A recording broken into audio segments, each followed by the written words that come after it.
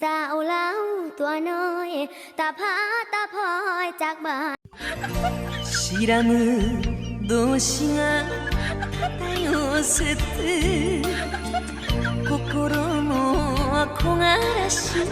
来ているสิมาเว้าสิฟังอีกแล้วทุกคนแต่แม่นคลิปเนาะแต่แม่นคลิปขายม่วนขายดีเด้อทุกคนเด้อสูตรเก่าสูตรเดิมของแบรนด์โดยตรงเลยคลิปอองตอง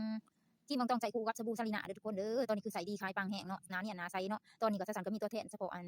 คือคลิปอองตองนี่แม่นมีตัวแทนทั่วประเทศอยู่แล้วเนาะแล้วก็สบู่ซาลิน่านี่ก็แม่นกำลังมีตัวแทนตัวนี้ตอนนี้ก็คือได้อยู่ประมาณ10ปลายคนเด้อทุกคนเด้อผู้ละ5ผู้ละ10ขอบใจนำทุกคนที่ซัพพอร์ตจัดสรรเด้อเนาะที่ซัพพอร์ตจัดสรรเลยมาเด้อทุกคนเด้อคือใส่ดีขายปังเนาะเสร็จคู่ใจเด้อคลิปอองตองกับสบู่ซาลิน่านี่คือใส่คู่กันอีกคักเด้อทุกคนเด้อคักอีหลีเพราะว่าเฮ็ดให้หน้าใสหน้าเนี่ยไผที่ว่ามีสิวมีฝ้าหน้ากาหน้าดำหน้าแดงเนาะแม่นสามารถมาใส่สบู่ซาลิน่ากับครีมอองตองได้เด้อทุกคนเด้อพร้อมส่งทั่วประเทศลาวเด้อแล้วก็พร้อมหาตัวแทนขายทั่วประเทศลาวเด้อทุกคนตอนนี้คือขายดีขายปังครีมอองตองเอามาแต่ใดก็บ่พอกันเนาะตอนนี้สบู่ซาลิน่าก็คือรถเล็กแฮกมันก็ใกล้สิเบิดเด้อทุกคนเด้อขอให้สั่นได้ไปต่อรถ2รถ3รถ4รถ5เด้อทุกคนเด้อ